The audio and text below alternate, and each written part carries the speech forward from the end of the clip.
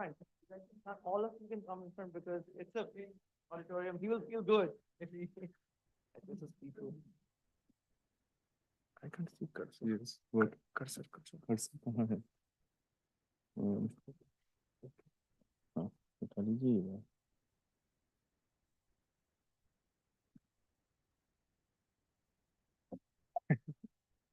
Gopal, in front.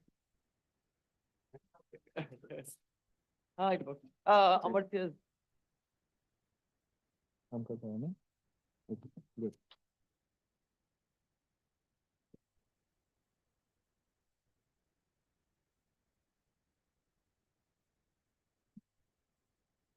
Come, come. Come.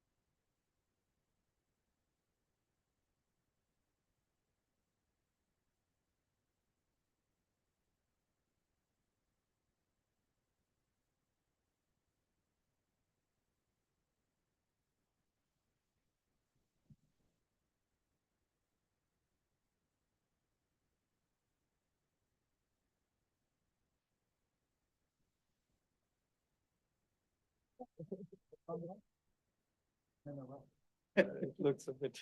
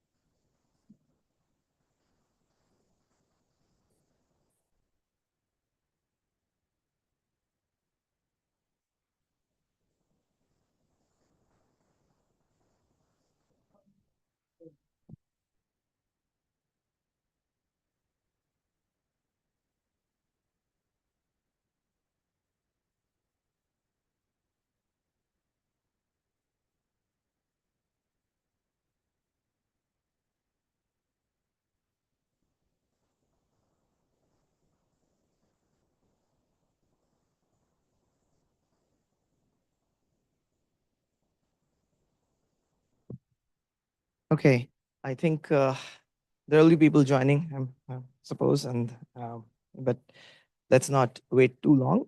So I welcome all of you for this week's Wednesday colloquium in a slightly different location. Uh, as we all know, there are some issues with visa, the content of visa, what kind of visa we have. So unfortunately, um, for us, Jim had kind of a e-visa, which didn't help us get him in completely. We did partially. So, but I'm so glad, Jim, you're here. So thank you very much for joining us for this colloquium. So before I introduce Jim, for Jim's sake, I would like to say that the colloquium, this event, the Wednesday Colloquium is pretty much the oldest academic event in the Institute. It was started by our director, Professor Homi Bhabha, and luckily we are in the Homi Bhabha auditorium today. And the idea was to bring about physicists, chemists, and biologists together for one afternoon and listen to some exponent in any field of natural sciences. And that allows for not only discussions with the speaker, but also, insightful discussions within the community. And that also sparks collaborative work and, mentoring and teaching. So this has been a very, very fruitful event for us for over the years. And I'm glad you could join us for this one. So now coming back to all of you. So Jim was born in New Haven, Connecticut in 1965, and he did his undergraduate work in Bucknell University, where he graduated with a major in chemistry, but minor in physics and music. That's what I heard today. After his undergraduate, he actually went to University of Illinois at Urbana-Champaign in 1987, where he carried out doctoral work with Professor David Hendrickson. And this is the time when Jim himself stated that Dave was moving towards using laser spectroscopy with in metal complexes and things, spin chemistry in these systems, spin physics and spin chemistry. And he was one of the first to start that up in Dave's group. After finishing his PhD in 1992, he went to University of North Carolina, where he worked with a famous chemist known for producing the first molecular photocatalyst for water oxidation in the 80s. And this was the blue dimer that came from Thomas Mayer's group. And Jim did a postdoc there for 2 years. And then he started his independent career, first at Berkeley and then now at Michigan State University. Jim has been prolific in sort of taking forward inorganic photochemistry across almost for now 30 years. And he's been awarded and rewarded. And one of the things that one of the things that I really appreciate was the fact that he recently won the 2024 Joseph Mickel Award from the American Chemical Society. And it's a pretty big honor because we all know Joseph Mickel was one of the leading theoretical chemists, and his ideas motivated a lot of experiments, including singlet fission, which we sort of work on. So he's had a tremendous contribution. So Jim, congratulations on that award. And of course, Jim has won a lot of awards in the United States. But one of the aspects that I love about Jim is his mentorship. And we have been lucky that we have sent one student to Jim and who's doing fantastic in Jim's graduate, and doing a graduate work with Jim. And hopefully we'll hear some of the work that Atanu did. Jim actually has been associated with chemical science as an associate editor till very recently, and he has been a leading scholar in propagating science passionately across undergraduates and, of course, within the faculty community. So, Jim, we are very happy and pleased that you came to us. And I know it was a wedding, but this trip was fantastic. The first time you touched the shores, and we are very happy to host you. So, Jim. Thank you very much for that wonderful introduction. Can everyone hear me okay? Yeah, thanks. JD, I'd like to thank you for the invitation and for the wonderful hospitality. This is my wife. My wife is with me as well. This is our first visit to India, and certainly hope it's not our last. So we've really enjoyed our visit so far. It is a busy schedule. We leave tomorrow to go to Kolkata for a few days, and then JD mentioned a former student of his, Atanu Ghosh, who's a fifth-year grad student of mine. Going to be graduating in a few months, and he's getting married at Jim Corbett. So we're heading out to the wedding. So I was excited to see that. Both excited. Well, it's on the website. It says that it's a tiger preserve, so they have electric fences, which I was both happy to hear and concerned to hear that they needed the electric fences. But it should be wonderful. But today it's about talking about science, so I want to extend my appreciation to all the faculty and students who spent time with me today to tell me about all the great science going on here at TIFR. Since JD told me this is could potentially be a somewhat broader audience, I'm going to cover a fair amount of ground today, but I'm not going to dig too deep into the weeds, but should hopefully give you a sampling of the type of stuff we've been working on in my group for quite a few years now. And it definitely will highlight the fantastic work that my student Tanu really has done. So JD was very kind to say I'm mentoring him. Tanu's the type of student you don't really need to mentor, you just kind of get out of his way. And I think you'll see why that's the case as we go through toward the latter half of the talk about some of the beautiful work he's done. So we've been working in this area for quite a number of years. So when I first started my independent career at UC Berkeley in 1994, our focus was going to be on femtosecond spectroscopy of metal complexes, and we'll talk a bit about that as the seminar goes along. To put that in context, the first commercial femtosecond, the first femtosecond pulses were created at Bell Labs by Chuck Schenck in 1984. And then the first commercial laser only became available in 1992. So I started in 94, so it was a very nascent field at the time, largely populated by physical chemists looking either at small organic molecules or biophysical processes. So our group was really the first one to start looking at applying that methodology to inorganic chromophores to try and understand the unique properties that transition metal complexes have. And over that time, thanks to the hard work, nothing to do with me, but the hard work of all my students, we've learned a few things along the way. And so I'd like to share that with you today. So as we got it started in this, there we go. So since we were really starting off with no hard background in terms of what to expect, we started off with a very simple set of questions. And so basically what we were thinking about is what's the nature of excited state evolution? In other words, when a molecule absorbs a photon, what does it do with that energy after the photon's been absorbed, right? It sounds like a straightforward enough question. It turns out in some cases there's a straightforward answer. In other cases, we still don't know what's going on. But basically, we can start thinking about it as a very, very simple picture of an electronic structure of a molecule. This is very generic. We've got a molecule of the ground state. It has some series of excited states. When we first started this, we had the simplest question of all. What kind of time scales are we dealing with in this process? Ground state recovery time scales, that is once you get to the lowest energy excited state, that's been known for a long time. It could be nanoseconds, microseconds, milliseconds. But the process of getting there was really obscured, at least in the context of metal complexes.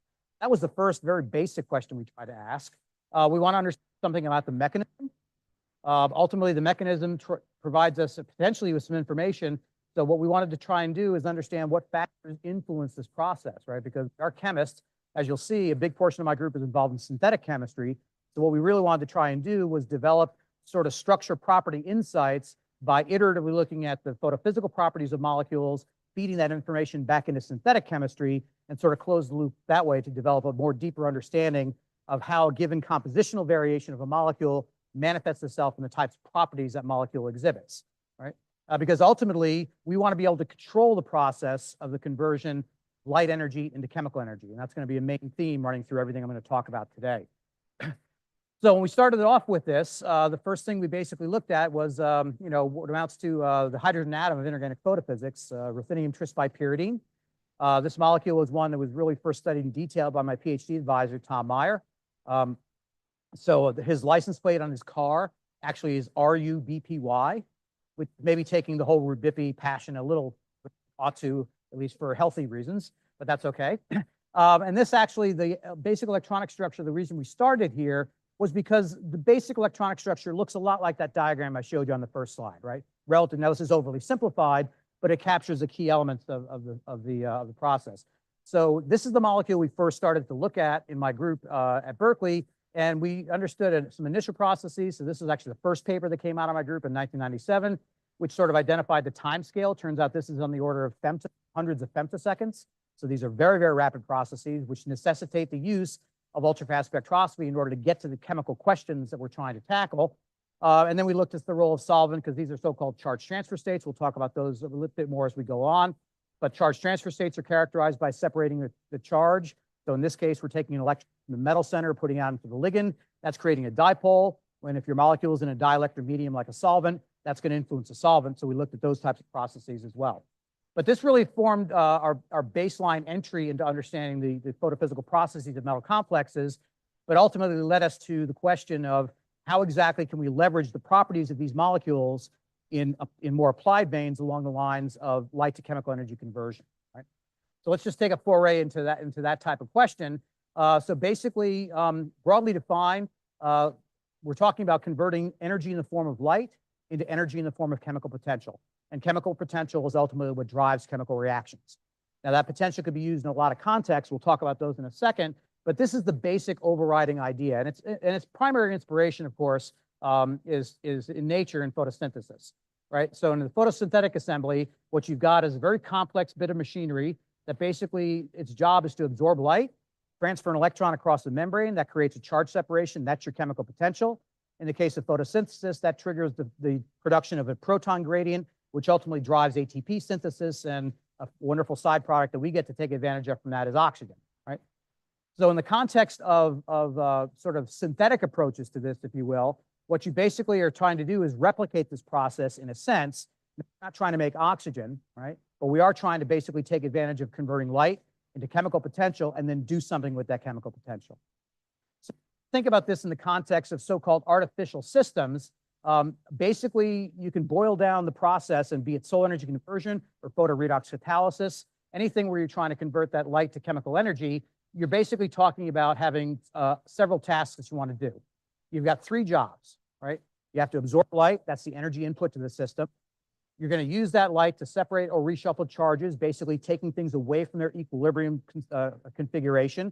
That's creating your chemical potential. And then you want to do something with that chemical potential.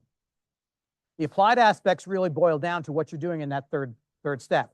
So if your goal primarily is to create current, you're doing basically photovoltaics, right? Dye-sensitized solar cells, for example, even silicon-based devices involve just light absorption, separation of charge, moving charges away from each other. When you do that to create current, you generate chemical potential. So you have a voltage, for example. If you want to go further and actually start doing some synthetic chemistry, things like water splitting, like JD mentioned to with Tom Meyer's blue dimer, you can talk about proton reduction to H2, CO2 reduction, which is very active research.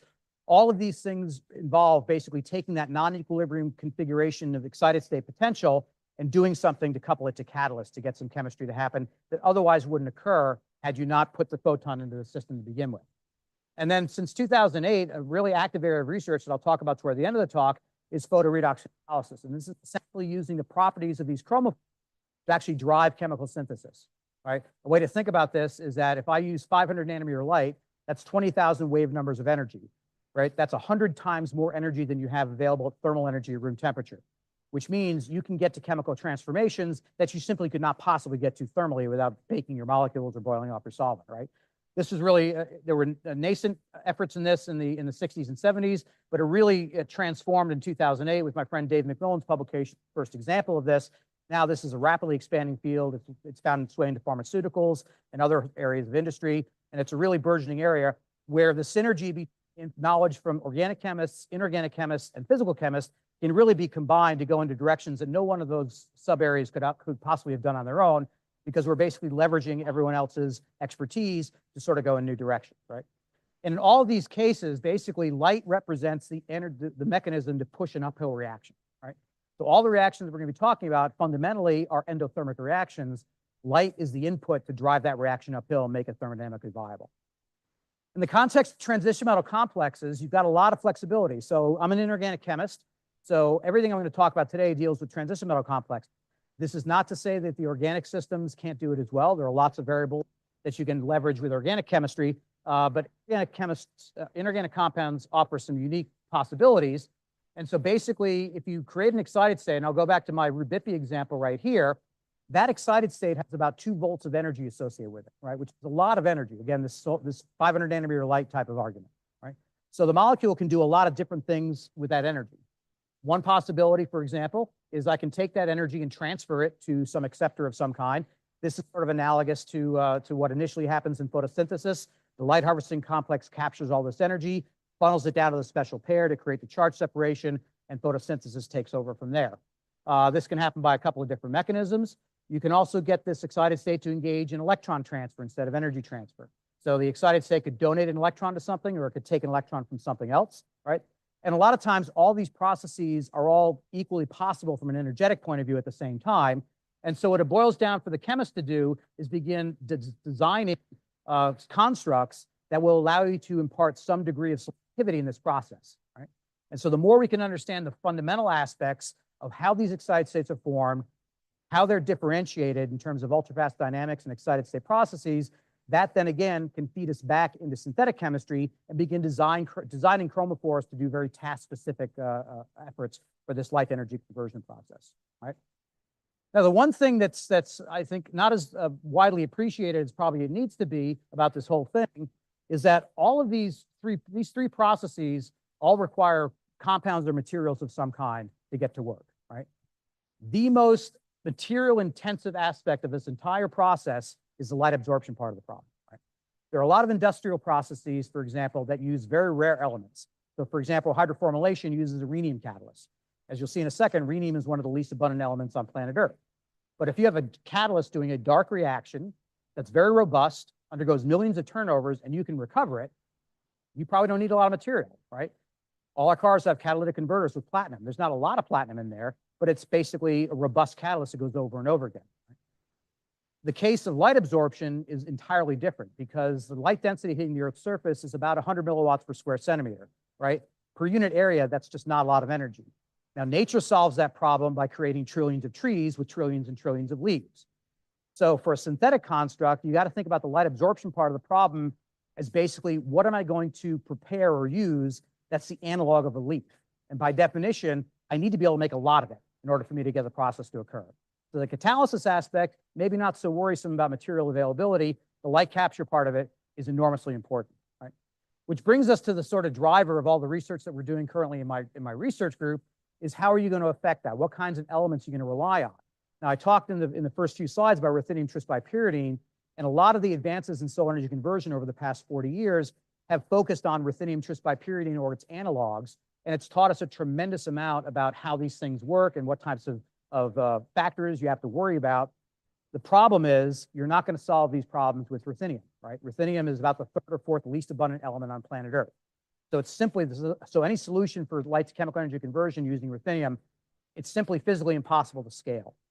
Now, Tom and I were years after I left Chapel Hill, we were at a bar having some wine and talking about these issues. And we probably had a few drinks by this point. But Tom accurately, I pointed out this material availability question, and Tom he correctly pointed out that in the KT boundary layer, which is the layer 65 million years ago when the asteroid hit down Chicxulub, is extremely rich in ruthenium and iridium. So I had to really ask him, I said, you're not really suggesting or hoping for a planet-killing meteor strike just to keep your license plate relevant for the next 30 years, because that sounds unwise. So he said, no, you might have a good point. So basically, if you're thinking about transition metal complexes, you've got to be focusing on the first transition series, right? Because in terms of elemental abundance in the Earth crust, that's where you don't run into a material availability problem. Everywhere else you do, right? And so basically, if we think about this from the context of elemental availability, so ruthenium is down here. Iridium is very useful for photoredox catalysis, but iridium is literally at the bottom of the list, the least abundant element on planet Earth, right? Where you'd like to be, at least for inorganic-based systems, you'd like to be further in the first transition series. So the isoelectronic analog for ruthenium would be iron, and cobalt would be the isoelectronic analog for iridium, right? Now, basically, if we're just a matter of swapping ruthenium out and putting iron in, I wouldn't be giving this presentation because the problems would be solved, right? And it turns out it's not that simple, right? So let's just sort of look at some basic undergraduate chemistry in terms of what are we dealing with when we're talking about the first series in the transition block versus the second series in the transition block, right? So I'm just going to use the iron ruthenium comparison just for simplicity, right? So basically what we're talking about is in group 8, right here. So we're comparing these two. Osmium is also in this group. We're not really worried about this because there's about 5 femtograms of material that exists for there. So that's really not an earth abundant option. So let's just look at these two things. And I don't want to worry about the details of some of the stuff I'm going to show in the next slide or so. Basically, what this represents, these two curves, I want you to focus on the red curves and their relative position to these other two curves. What these represent are what's called radial distribution functions. And all this is how far away from the nucleus does the orbital extend, all right? That's all we're worried about. Now, if I'm in the second transition series, namely ruthenium, if I want to form a really strong metal ligand bond, I want to get my ligand that's coming in to a distance away from the ruthenium that basically hits it right near this maximum, right? Because that's the maximum amplitude of the orbital. That's going to make my strongest chemical bond. And that works great for ruthenium. If I move one row up, into iron, notice where this maximum is relative to these filled orbitals right here. So what happens is the ligand would like to be here in iron, but it ends up having to be here because of Coulombic repulsion, right? So the bonds are going to be intrinsically weaker in the first transition series relative to the second transition series. A very simple way to understand that is if I want to make iron tris bipyridine, and when I say when I want to make it, I mean I ask one of my students to go make it. So that's fine, what you get to do when you're an advisor, right? So you take your iron starting material, 3 equivalents of your ligand, mix it in methanol, stir it for 30 minutes, done, 100% yield.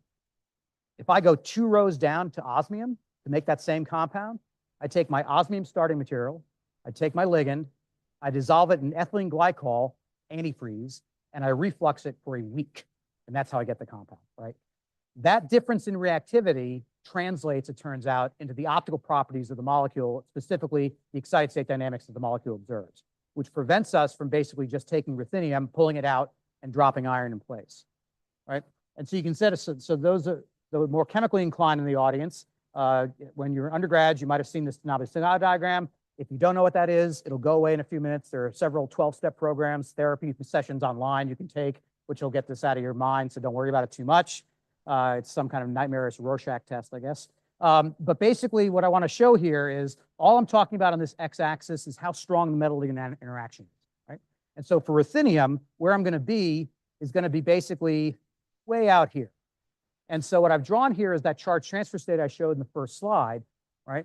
Now, charge transfer states are not dependent upon how strong the metal-ligand bond interaction is.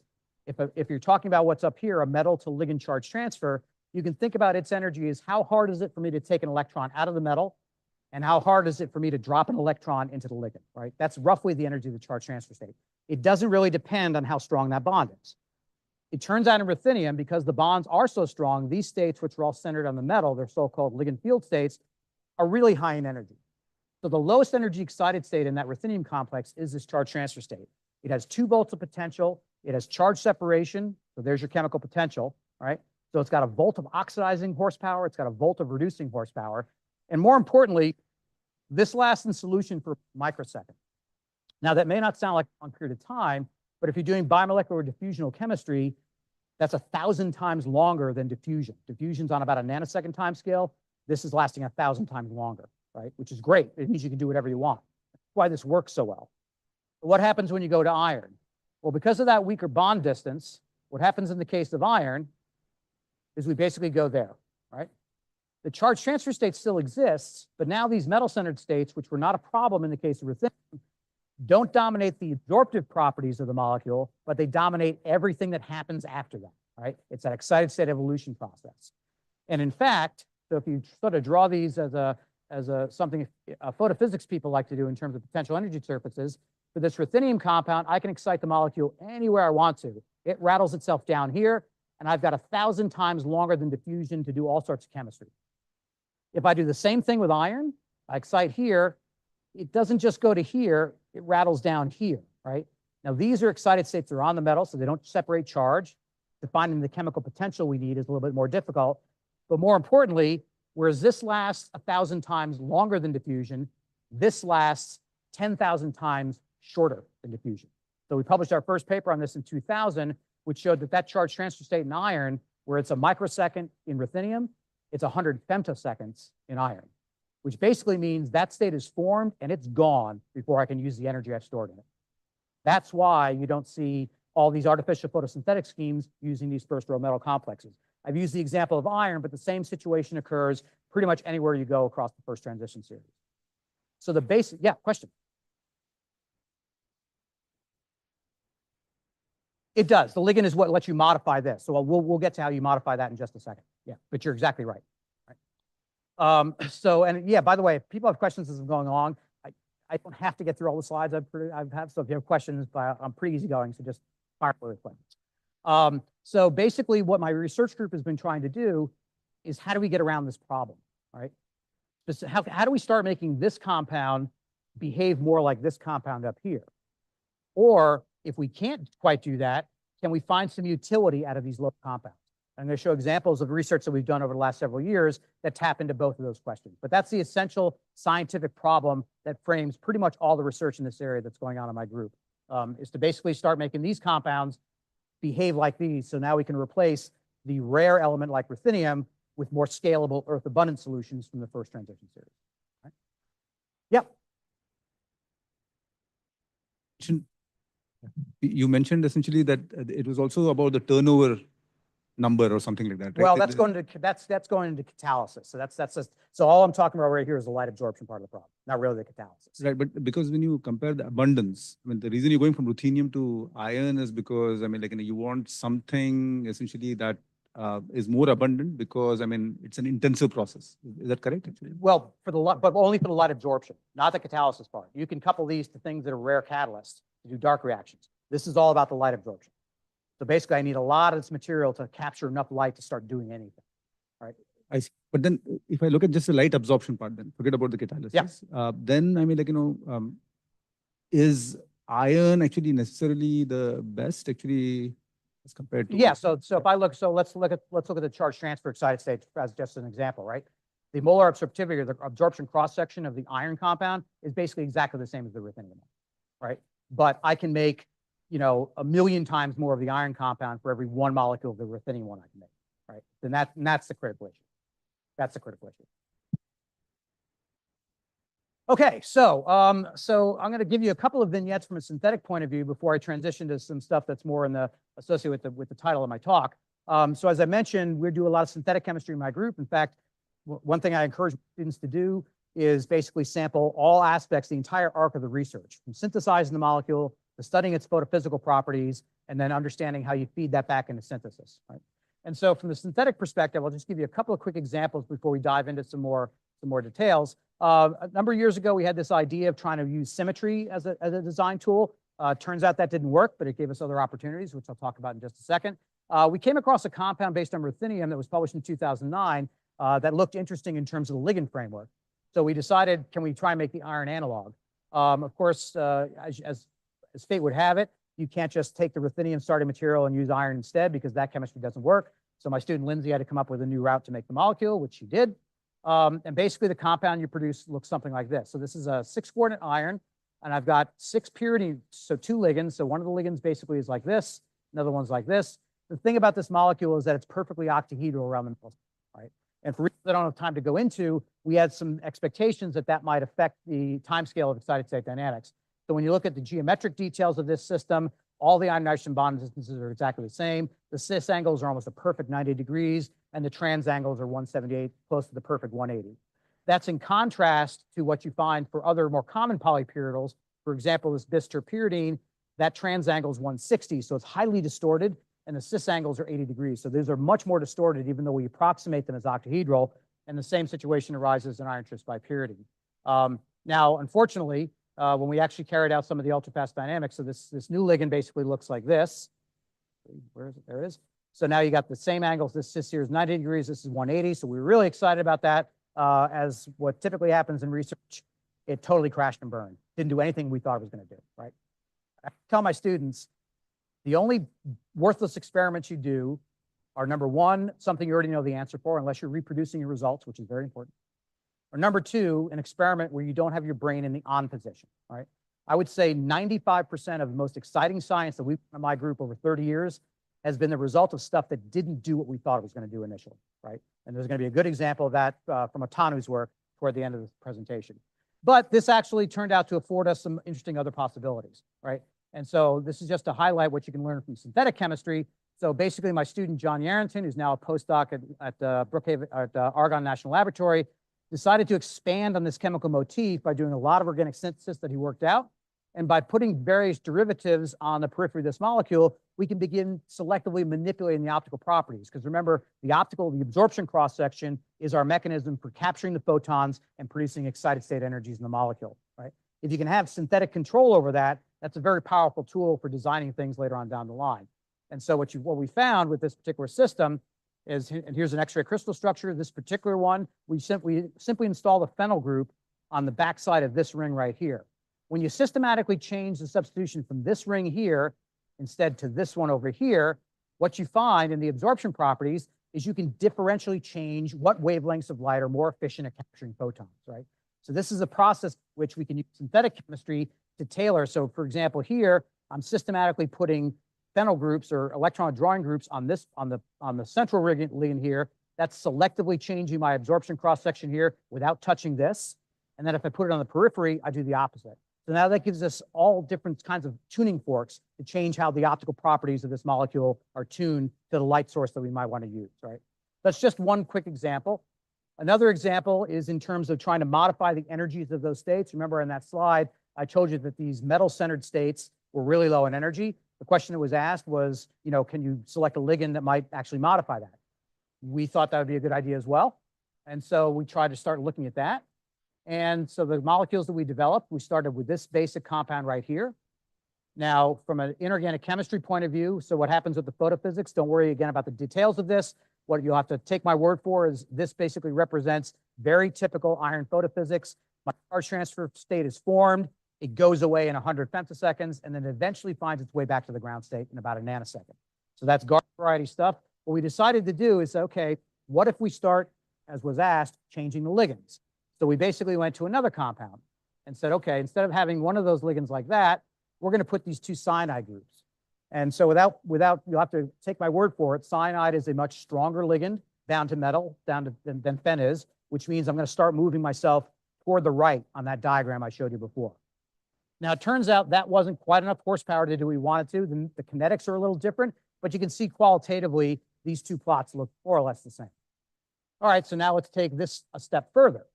And so what we did is we synthesized those, and there's a synthetic procedure that allowed us to couple these two cyano groups to produce what's referred to as a carbene.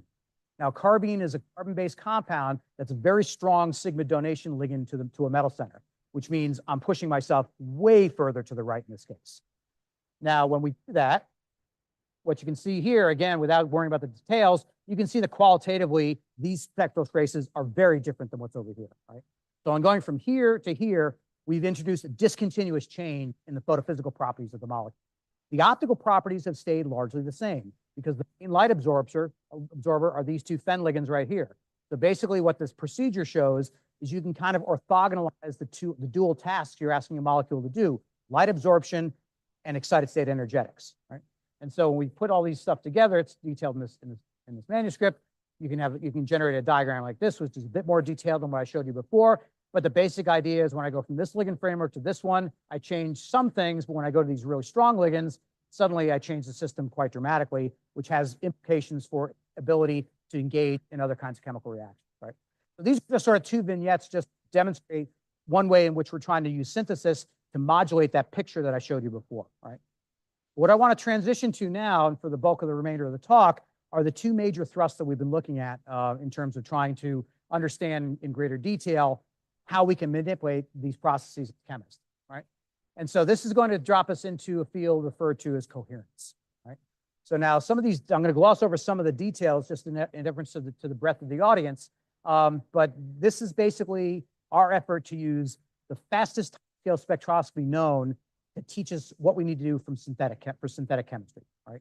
So it's basically taking the far end of physical chemistry and then using that information to teach us what we need to do at the benchtop to make new molecules that are going to work.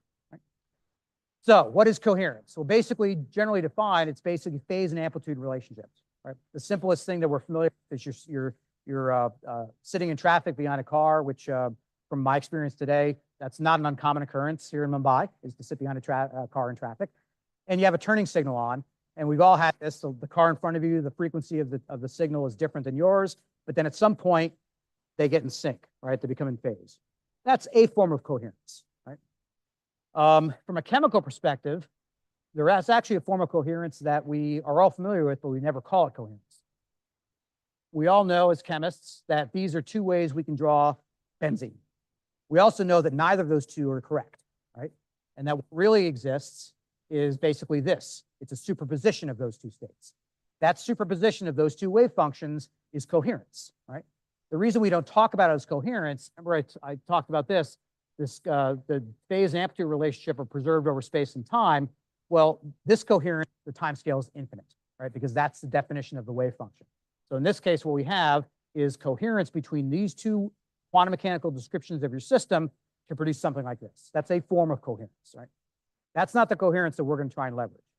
We're going to try and leverage coherence that involves the vibrations of molecules. and how it affects the electronic structure of molecules, and by extension, the excited state dynamics these molecules undergo. Right? And to think about that, what we're going to do is instead of talking about electronic wave functions, we're going to talk about vibrational wave functions. Right?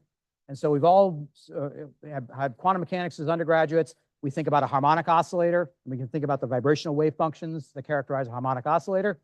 What I'm going to be thinking about is what happens if I have a situation, which I'm going to tell you I'm going to be able to do experimentally, that basically takes them and superimposes them. Much the same way that I've superimposed these two electronic wave functions to produce this. This top line right here represents a superposition of these different vibrational levels, right? And what it produces is something that the physicists termed a wave packet, right? And what that wave packet is, the characteristics that are important is, number one, it's a very localized species. So as opposed to being delocalized over here, we can see it's more localized, it's narrower. But the most important aspect of it, as we're going to see in the experiments I'm going to tell you about, it's time dependent, moving back and forth. The fact that it's moving back and forth tells me that it contains some information about those vibrations that I want to try and access. And ultimately, I want to access it to teach me what to do from a synthetic chemistry point of view. So how are we going to do that? Well, if I think about what an electronic transition is, we can think about what's called a vibronic transition. That is, I use light to produce an excited state in a certain vibrational level of an excited state, right? That's called a vibronic transition. Now, we're all familiar with the Heisenberg uncertainty relationship in position and momentum, right? The product of delta x and delta momentum has to be greater than h bar over 2, right? If you Fourier transform that equation, you get the exact same relationship between energy and time. What that means from a practical point of view is as I get my laser pulses, these femtosecond pulses I told you about at the beginning of the talk, as I try and get them shorter and shorter to capture faster and faster processes, the energy content or the bandwidth of that pulse is going to get broader and broader, right? So if I were, and I don't recommend this, but if you were to look at a femtosecond laser pulse, not a terrible idea, don't ever do this, terrible idea. But if you were, it would look like white light. We're used to think about laser lights as very well-defined, very precise frequencies. The Heaney laser is 632 point however many decimal places, right? That's fine for CW lasers. That sort of picture breaks down when you start talking about pulse lasers. Now, what does that mean from a practical point of view? Well, basically, instead of hitting a single vibronic transition, if my bandwidth of that pulse is larger than the vibrational levels of my excited state, I'm going to start hitting multiple vibrational levels all at the same time. That's essentially an experimental way of creating this superposition of these things, just like we have a superposition of wave functions in benzene, except this is being created by the photon. Right? Now, the reason that becomes interesting is because I can now imagine what happens when this molecule is excited, and basically that wave packet's going to get created. I can represent it by a simple equation, which we don't have to worry about. But basically what it means is this can now provide information about what the molecule is doing as it evolves from one excited state to another. So if I can extract that information, what that's going to allow me to do is actually figure out that x-axis that we always draw with these potential surfaces, and we call it Q, and none of your professors ever define what the hell that Q is, right? It's just the mythical Q. Well, it's a combination of 3 and 6 degrees of freedom of your molecule. This experiment is going to tell us which of those degrees of freedom are actually driving our chemistry. And then that's going to provide us a blueprint to do synthetic, right? As we'll see in just a second. So what we had to do initially is create a molecule that's going to let us have some levers. I'm not going to go through, in the interest of time, I'm not going to go through this in detail. The key point here is we synthesize this ligand. And again, I'm using the royal we, as in my student did this, not me. And so I've got a 6-coordinate site here, which is basically going to be looking at iron. And then I'm going to see in a second what we're going to do with this other coordination site. So basically what we had to do is create this first iron complex. Again, it's a relatively simple molecule to synthesize, even simpler to ask someone else to do. The absorption profile here is, again, a charge transfer band. So again, what I'm doing is analogous to the ruthenium compounds. I'm taking an electron from the iron and I'm putting it into the bipurity, creating my MLCT excited state. Now I know this excited state is going to relax to these other metal-centered states really fast. I'm not concerned about that with this molecule. What I'm concerned about is finding out what vibrational degrees of freedom are driving that process, to basically figure out what the x-axis of my potential surface actually looks like. And so when we start looking at that in more detail, now the charge transfer excited state is going to have a unique signature right here, right? We can determine that from a method called spectroelectrochemistry. You see it's not there because the first trace I'm showing you here is at a time of 200 femtoseconds after excitation, and that charge transfer state's already disappeared, right? And we knew that was going to happen. But when we start looking at the time-dependent kinetic trace, you'll have to take my word for it. That's not noise. These are these quantum oscillations. This is literally the molecule breathing along some coordinate, right? I've hit it with a short enough pulse to create this wave packet, and that wave packet produces these oscillatory features on top of my kinetics that contains vibrational information, tells me how the molecule's moving to get me from point A to point B, right?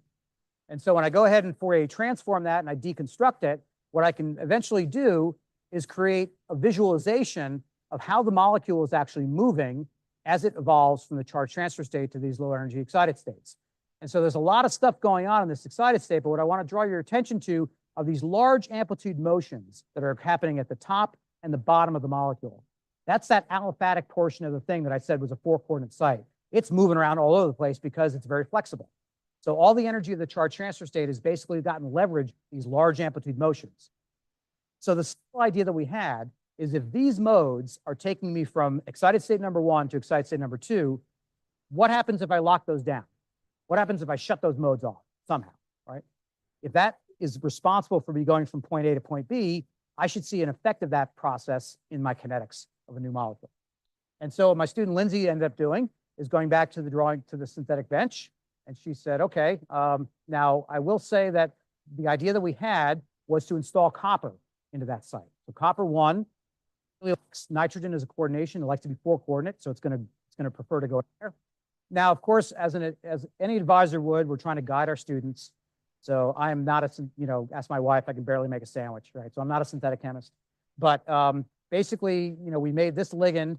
And so I had this elaborate sequence I suggested to my student. I said, why don't you dropwise add the iron, isolate the iron compound, purify it, and then take it and carefully add the copper to make the other compound. And as a polite student, she nodded, smiled her head, went to the lab, and said, or I can just take one equivalent of iron, one equivalent of copper, throw it in solution, stir it, and see what happens. And yeah, that turns out to work really well. So I would argue that my way was much, much more complicated and was guaranteed not to work, was work right off the bat. So it's fine. So what happened with this particular situation? Well, we went ahead and now did the exact same experiment. So you can see now, you see the oscillations are not nearly as dramatic as what I showed you in that previous slide for this new compound. More importantly, when we started to look at, again, the charge transfer dynamics, remember that radical anion that's the signature of the charge transfer state should show up here. It doesn't in the iron-only system because it decayed too fast. But lo and behold, when we look at the iron bis copper, now that's persisting for a long time, right? Now, this has only increased the lifetime by a factor of 25. So I promise you, this is not the solution to the energy crisis, right? But what it did do is it showed how you could actually use ultrafast spectroscopy to teach you synthesis.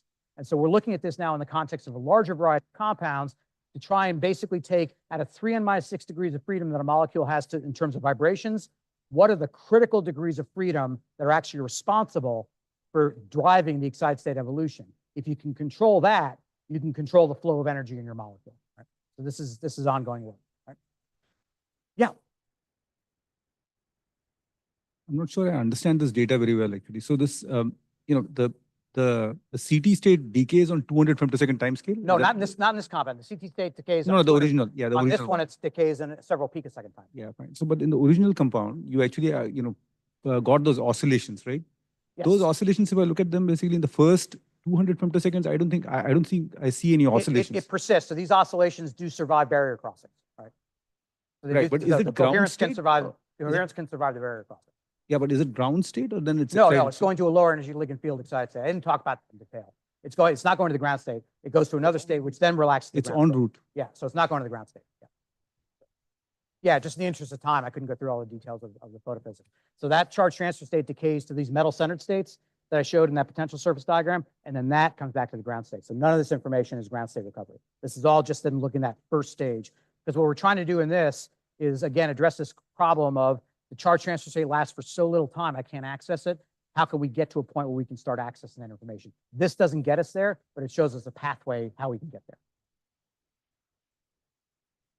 It's holding up the excited state, so it's producing a barrier because instead of going along the degree of freedom that it wants to, it's got to find another mechanism to get there, right? Because we shut down that vibrational degree of freedom.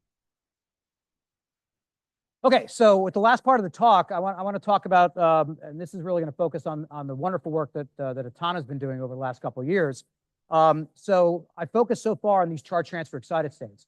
In the first transition series, these centered so-called ligand field states are really driving the show. They're what basically get formed at the end of the day before ground state recovery.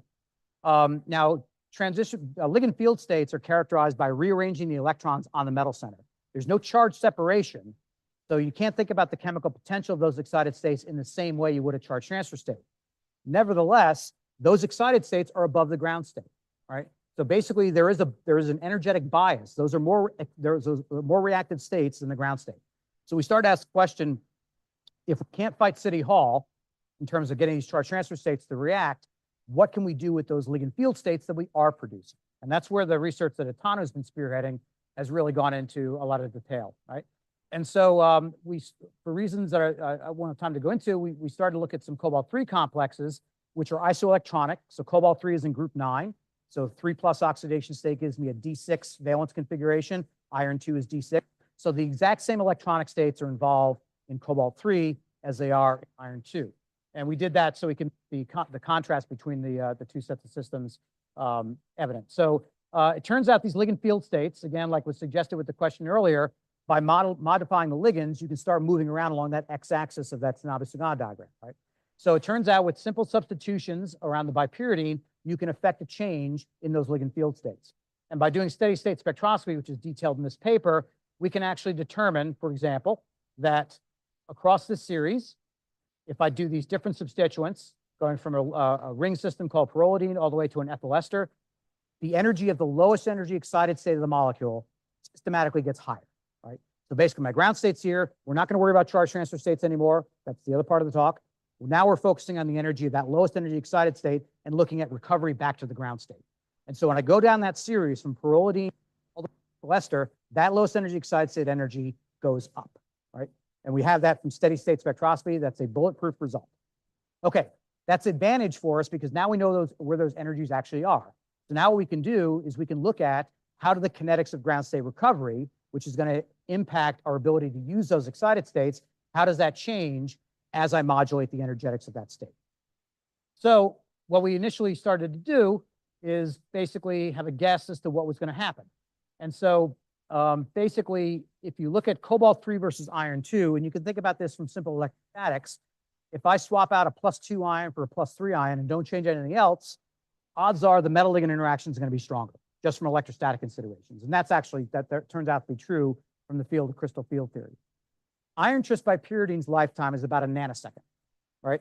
So when we were starting to do, and by the way, when Atano started this work, there was basically nothing in photophysical literature on cobalt-3 photophysics, right? So he was really starting from ground zero.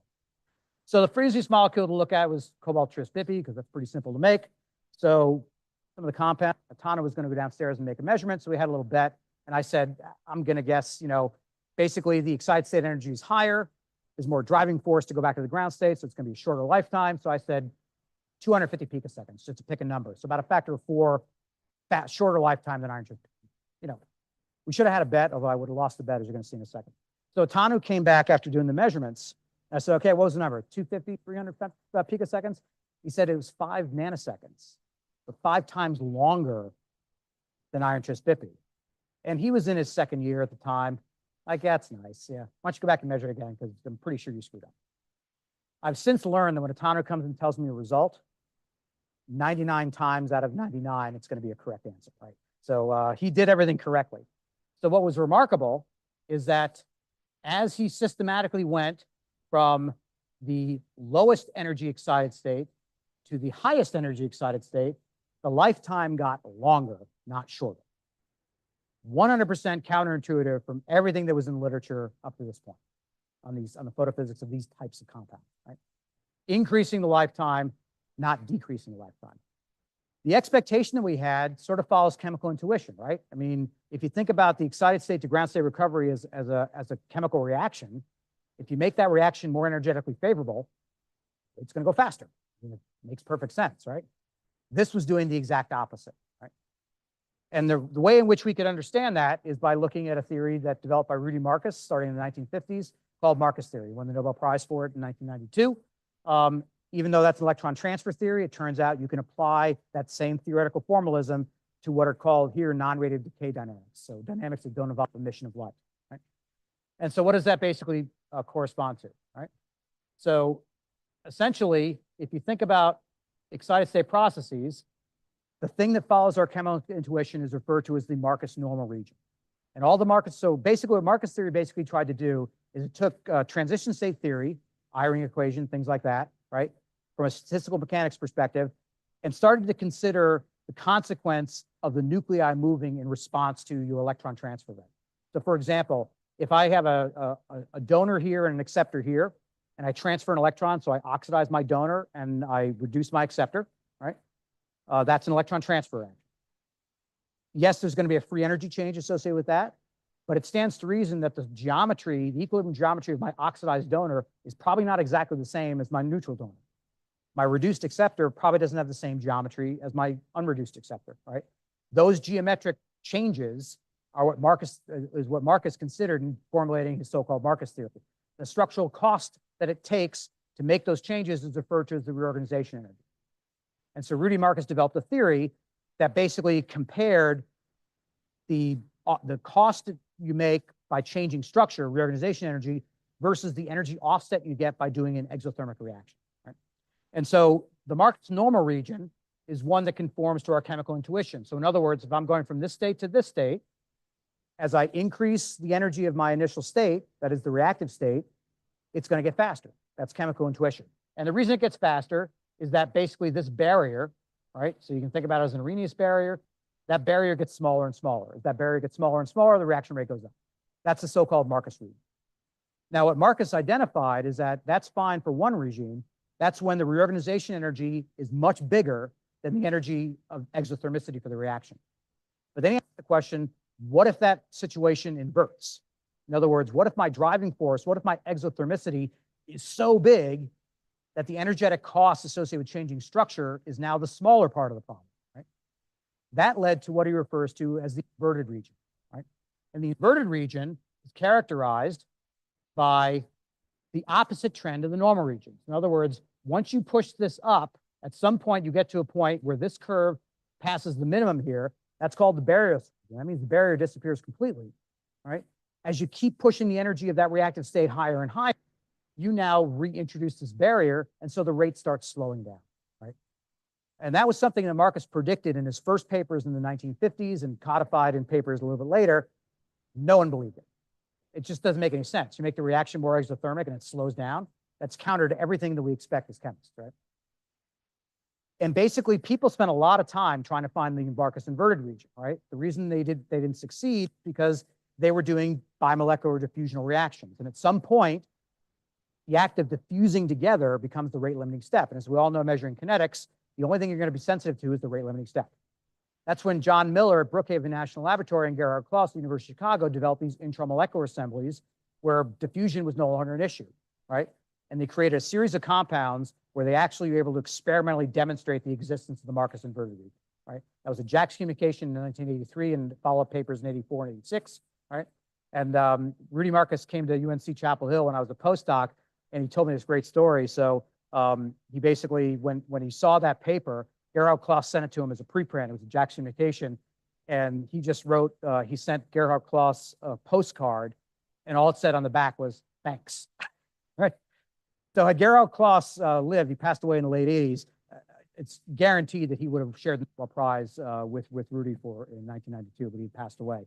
So that was the first experimental demonstration of the Marcus inverted region. And now it's a main staple for thinking about things ranging simple reactions I'm going to talk about in a minute to biological electron transfer. Biology uses the inverted region to basically tune relative rates of different processes. So it's pervasive in so many areas. Marcus was able to crystallize this in a very easy to understand. Now, mind you, his first papers are very complex papers. It's a full stat mech analysis, but you can really use this model in a variety of contexts to get some insights. And that's what Atanu was able to do, as I'm going to show you in just a second as I finish up here. So basically, in the case of the Marcus inverted region, what happens is as you increase the exothermicity of your reaction, it starts to slow down again. Well, that sounds exactly like what Atanu was seeing with these lifetimes. He created molecules that had higher and higher energies of their excited states, and in contrast to our expectation of the rate getting faster, the lifetime of that excited state was getting longer, right? And so with that information in hand, we started codifying this. So what Atanu did is he started doing some additional calculations to look at some driving forces. So what you find here is here's a series of these cobalt complexes. This is published with my friend Dave McMillan in a paper a couple of years ago. Basically, you can see the driving force for the reaction gets more negative, so it's more exothermic, and the lifetime is getting longer and longer. And if you actually plot those on a so-called Marcus curve, so here's driving force and the rate constant, and the Marcus normal region is over here, but all of our compounds are sitting over here in the inverted region. Now this, apart from being sort of a fundamentally interesting thing, in the first time it was ever in metal in first order transition metal complexes, this basically caught our imagination, and we said, well, how can we take advantage of this, right? What this is basically saying is, as I increase the energy content of my excited state, my lifetime is getting longer, right? So that means I can start thinking about bimolecular chemistry. So as I build an excited state potential, it means I should be able to go after more energetic bonds. And at the same time, my lifetime is getting longer. In the iron situation, that's in the Marcus normal region. So you hit a ceiling with energy content of your excited state, and now your lifetime's too short to do anything, right? Cobalt flips that entire problem on its head, right? And so basically, it was around that time that McMillan and I, we've been friends for a long time. He was best man at our weddings, so we've known him for quite a long time. We were on a Zoom call, probably having a few drinks, right? And he was talking about some stuff that his student Amy was working on, and it was right at the same time we were doing this, and just a light bulb went off. I said, wait a minute, let's try some of these cobalt complexes in your photoredox catalysis and see what happens, right? So what we had to do there is we had to find out how much energy content was this excited state. In other words, what kind of chemistry could it do? And so with that, Atanu, along with another student of mine, Michael Alawakanu, decided to look at the photoredox activity of the simple cobalt complexes, basically to find out what the redox potential of this excited state actually was. Now remember, this is a ligand field excited state on the metal center. There's no charge separation, but it's still a biased potential relative to the ground state, so it has energy to work with, right?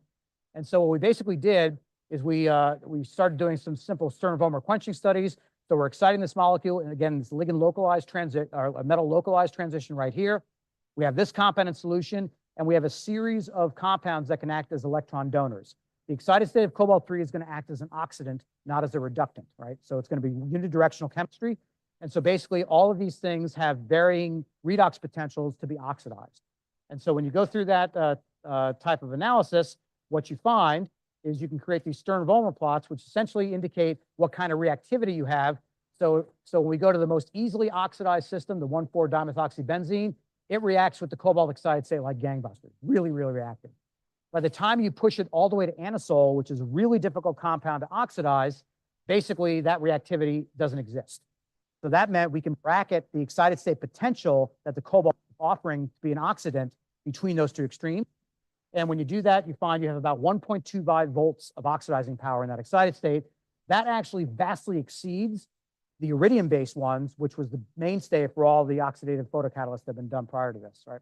So we talked to Dave and said, okay, let's see if we can get this to work. This is through an Energy Frontier Research Center called BioLex, centered out of Princeton, which brings together inorganic chemists, physical chemists, and organic chemists to look at problems in photoredox catalysis, right? So this has been going on for a number of years. These are the universities that are involved. And so basically, Dave's student, Amy, and Dave were interested in this following reaction. And this is my last science slide. So basically, they were interested in carbon sp2 nitrogen bond formations. Me and my group know a lot about inorganic photophysics. I wouldn't know an interesting organic reaction if it literally dropped on my head. But it turns out a Nobel laureate in organic chemistry has some good ideas. So Dave tells me this is a really important reaction for pharma. I totally believe him, right? So, but this is the chemistry they were trying to do. And so what they were basically trying to look for is a way to basically take an aryl amide and couple it with an aryl boronic acid, right, to do this sp2 nitrogen bond formation reaction. So the idea is to produce products like this. And what we're going to try and do, this requires basically oxidation of this aryl amine. So the idea was, can we use a cobalt complex to basically undergo single electron transfer chemistry, that is, create this excited state, which has over a volt of oxidizing power? Will that oxidize to the amyl radical? And then from there, you can do a series of dark reactions, which essentially lead to the product, the desired product here, right? So they did some initial studies. So basically, when they used the sort of standard issue iridium photocatalyst under these conditions, they got about 6% yield. There's an organic system that has about enough potential to do it. This one right here, that gave Amy about a 1% yield for the reaction. She was able to find one ruthenium complex, which gave about a 10% yield. And I should point out that if you don't have a photocatalyst present and you just run this reaction thermally, it doesn't go, right? So you can't do this reaction thermally. So instead of any of these catalysts right here, we just take our cobalt tris 50 complex, which is dirt cheap to make, very simple to synthesize, drop that in solution, and you get an 87% without breaking sweat, right? And so Amy did a whole bunch of different substrate things. The yields range anywhere from 75% to 99%. You basically start this reaction, run it overnight, and the reaction is basically done. So now what we've done is we've taken the fundamental science that Atanu worked out, which was really looking at Marcus theory and inverted region, the photophysics, why these compounds were behaving as they were, and we're able to take that information and leverage it to now carry out organic transformations that simply couldn't be done unless you used an extremely expensive photocatalyst. And even if you do that, we're still beating it by an order of magnitude in terms of overall yield. So we're expanding on this chemistry in a lot of different ways with Atanu and Michael and some of Dave's students. For example, with these types of compounds, you can basically isolate enantiomerically pure versions of it. So we're actually doing work now on enantiomerically selective photoredox catalysis. Again, leveraging the excited state properties of the cobalt system that Atanu worked out. Basically, I paid the bills, and when he brought results, I said, that looks awesome. So this is all about Atanu and my student Michael, and I had very, very little to do with getting the science done, but I'm happy to put my name in the paper with it, so that's all fine, right? And so with that, let me just, I'm not going to read through all this. So basically, I hope I've given you a little flavor of the type of stuff that we're doing in my group. Fundamental aspects of the photophysical properties of transition metal complexes, both for the sake of furthering our understanding of how these compounds behave upon absorption of light, but also using that information to try and develop new approaches for light to chemical energy conversion, be it for dye-sensitized solar cells or in what I just showed you, photoredox catalysis for organic synthesis. And of course, the most important slide is basically acknowledging the people who did the work. So there's Atanu right there. This is, I think this is last summer. Here's the current group. The people in red are the ones who actually did the work. So Brian and Sarah, both at Los Alamos National Laboratory, they were really involved in the coherence stuff that I talked about. Atanu's got some beautiful coherence stuff that we're writing up a paper on now, which I didn't have time to talk about. Carl Nielsen and John were involved in some of the other chemistry. And again, my friend Dave and his student Amy, who did the photoredox catalysis stuff. Our research is supported partly by the Department of Energy in a single PI grant, and also I mentioned BioLec. And so I want to thank them for their support. And the last slide I want to put up here. So I'm sure you're all aware of the challenges that we in the United States face, and unfortunately it bleeds out to the rest of the world with the occupant of the White House. We're kind of worried about whether or not solar energy research in general is still going to be funded, as in like tomorrow, but who knows. But I found this cartoon years and years ago, and it's one of my favorites to counter the people in the US who think climate change is a hoax. It's not. What if it's a big hoax and would create a better world for nothing? So that's not a bad goal. So with that, I want to thank JD again for the wonderful hospitality, all of you for the hospitality, and for coming to hear me talk, and I'd be happy to answer any questions. So thanks very much.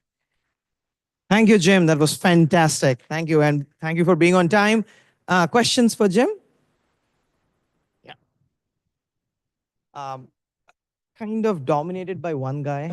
So I can't we'll control have that. to distribute the load. Everybody else understood everything anyways. So, I was curious about this cobalt complex actually, Yep. right? I mean, does it undergo a big structural change essentially when you excite it? It does. So there's a Ion-Teller distortion that occurs because it forms a triplet ligand field excited state. So there is a Ion-Teller distortion, but it stays intact. So it's completely reversible. Yeah, so I mean, that would be a way to screen essentially if you see, if you want compounds to be in the inverted. No, the inverted region really reflects the 0-point energy of the ligand field excited state. So we're already well past the structural reorganization required. So any of these all these cobalt compounds that we looked at, they're all in the inverted region. Yeah, I'm just looking at the displacement of the parabolas in terms of this. Basically, you need to displace the parabola by quite a bit before you actually start hitting the barrierless and then actually going towards the. Not in the cobalt complexes. You don't get the energy that low enough. We do have iron complexes that are barrierless in the normal region. So all the cobalt complexes that we've looked at, the reorganization energies are all much less than the 0-point energy of the lowest energy excited state. So we never get to the regime we're talking about. I see. Okay. Yeah. And we don't want to, because if we're in barrierless, we're minimizing the lifetime. And for photoredox catalysis, we want to lengthen the lifetime. So what we're going with the cobalt systems is we're putting in carbene ligands to make the excited state energy even higher, which will let us go after, for example, carbon fluorine bonds, which are very strong and need a potent oxygen. Okay. Ankuna? Yeah, very nice talk. So I just wanted to ask, with the cobalt complexes, Yep. if you had something that would be redox mashed with your with the reaction that you're doing, Mhm. would you really need to be in the Marcus inverted region, or it is just because it is redox meshed and you have a long No, lifetime? not probably do. I didn't talk about the electronic coupling matrix element that defines the electronic interactions in the system. If you go to the Barrios region in the cobalt system, your lifetime tends to be around, for that excited state, around 200 picoseconds. And now you're subdiffusion. So it's good. If you're doing intramolecular processes, that's one thing. Then you can get away with it. But if you're doing bimolecular processes, that kind of a lifetime is going to make it very, very difficult unless you go to really high concentrations and then other problems arise. But in the iron systems, you can get to that Barrios region. We've shown that, which produces a temperature-independent response.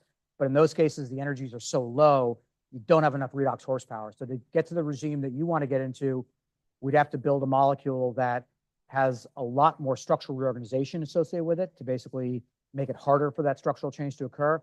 But even in that limit, the electronic coupling between the excited ligand field state and the ground state is going to be large enough to where your Barrios limit is going to be, a lot faster than the diffusion. So why isn't RuBP working here?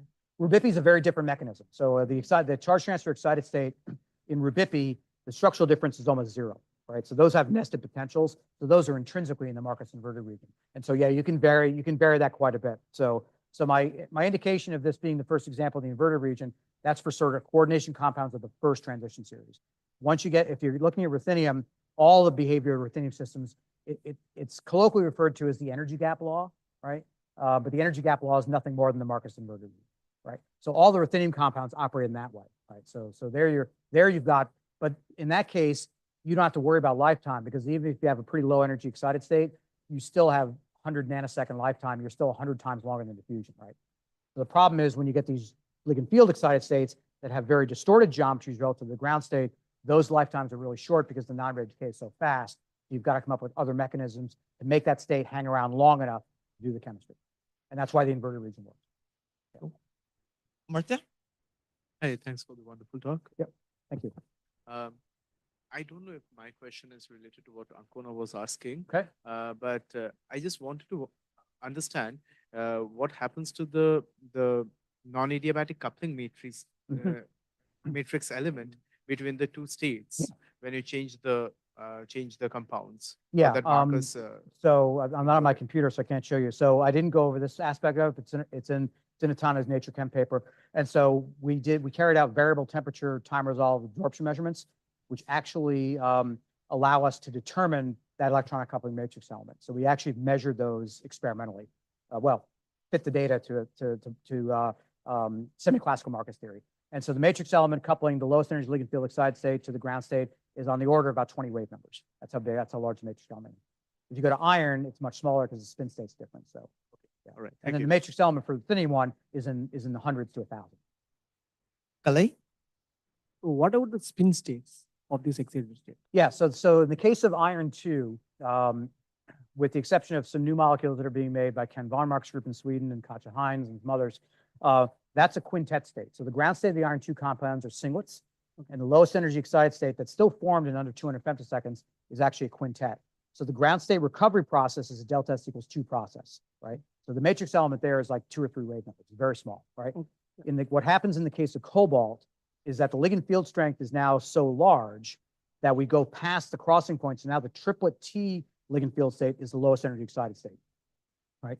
So that has 2 effects. Number one, it's higher in energy, but also its geometric distortion is smaller, right? Because the high spin, this might be too geeky for the non-inorganic chemists in the audience, but the ground state electronic configuration for iron 2 is T2G6, same thing for cobalt 3. The quintet state is T2G4, EG2, and those EGs are in sigma antibonding orbitals. Big structural change, 0.2 of an angstrom bond distance increase. In the case of cobalt, it's T2G5, EG1. So you do have a Jahn-Teller distortion along one axis, like I mentioned before, but the overall change in geometry is roughly half that of what you see in the iron 2 system. So the reorganization energy is cut in half relative to iron 2. That coupled with the fact that the potential energy is higher, essentially what you can think of, if this is my ground state, here's iron 2, cobalt 3 goes here and here, right? And that's what makes it nested. That's what puts it in the inverted region. In the inverted region also, do you think anything about the spin states? The inverted region where you see all the... No, I mean, if you sort of assume separation of variables, right, the spin state it's sort of baked into the problem in some sense. That's going to manifest itself in the matrix element. So that's why the electron coupling of H element in iron 2 is only a couple of wave numbers, whereas in cobalt 3, because it's now delta S equals 1 to get to the ground state, it's an order of magnitude larger. Yeah. Okay. And that all comes from the variable temperature analysis of the data we have. Okay, there is a question by Mola. Yeah, I have a question. So, what about the photostability of this class of molecule? When you want to have a lot of energy in the excited state, does it also affect the photostability? So we kind of thought it was, there are two aspects of photostability that we worry about. One is just the compound just decomposing. That doesn't happen, right? So it's ironic, ultrafast time resolved absorption measurements take a long time to do. Doesn't seem like it should be that way, but it is.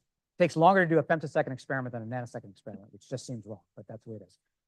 So we always check the UV vis spectrum of the compounds before and after these like 8-10 hours on the laser instrument, and they don't photodecompose. In the photoredox stuff that Dave did, they can recover the catalyst and it's perfectly intact, right? So what we don't know, that we're still working on testing right now, is because I mentioned at the very end, we want to do an enantioselective photoredox. There you have the potential in the excited state of doing photoinduced racemization of the compound. So we are concerned about that. So we're looking into whether or not we have to think about more elaborate ligand structures to keep the geometry a bit more rigid. But as far as just overall decomposition of the cobalt systems, yeah, we don't see it. Okay, thank you. Well, Jim, last question Yeah. and a comment first. Atanu left the group with the hope that he could do CN bond coupling in our nano cages. Okay. We were struggling, and now he does that with the metals. Yeah. So this is Okay, great, beautiful great. stuff. It's a complete stuff. The question I have is with the coherence story that Yeah. you had, how do you know these are not ground state wave patterns? Did you compare Good it? question. That's a great question, because that's a Did you big problem. compare that it to happens the Raman spectra and the low frequency Raman spectra of the in- compounds? We have done it in this isolated cases. That's a great question. So his question is, and this is a big problem that arises protecting the photosynthetic biophysics community, because there are two proponents. One is David Jonas at the University of Colorado, who believes these are all ground state coherences that are being observed. Greg Scholes feels it's excited state. The ground state coherence measurement requires stimulated emission down to the ground state, right? Right. The absorptions that we're seeing here, the molar absorptivities, are way too small to see any kind of cross section for stimulated emission. Right. Okay. So, but we did do some comparisons with vibrational modes, and so the modes that we're picking up here do not appear in the ground state Raman. IR or Raman spectrum. Okay. Right. Okay. Cool. Thank you. But the cobalt systems are much more diagnostic, because the molar absorptivity of the absorption we're exciting into is only about 50 or 60. Sure. Right. And so that's Sure. just not enough KR to actually get stimulated emission. So, yeah. Well, thank you. Thank you, Jim. That was beautiful. So capturing sort of the class of things that you've been doing for all the years from Berkeley to Michigan State. So thank you very much for taking us down this memory lane, as well as beautiful stuff that's coming currently from the group. Thank you very much. And as a token of appreciation, since we can't officially do things with you, Oh, okay. but there's something that I would like to personally give. Okay. It's a mug from the TIFR. Oh, archives. wonderful. Here's an image of Durga by Krishan Lal. Oh, wonderful. Oh, my God. Thank you very much. Something that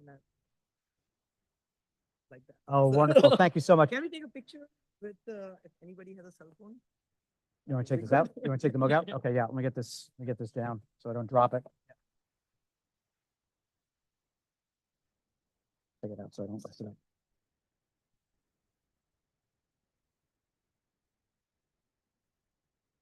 Oops. Oh, wow. Look at that. That's wonderful. Thank you, Kishan. Okay, it's a femtosecond experiment. So thank you. Thank you. So, Thanks, everyone. join us for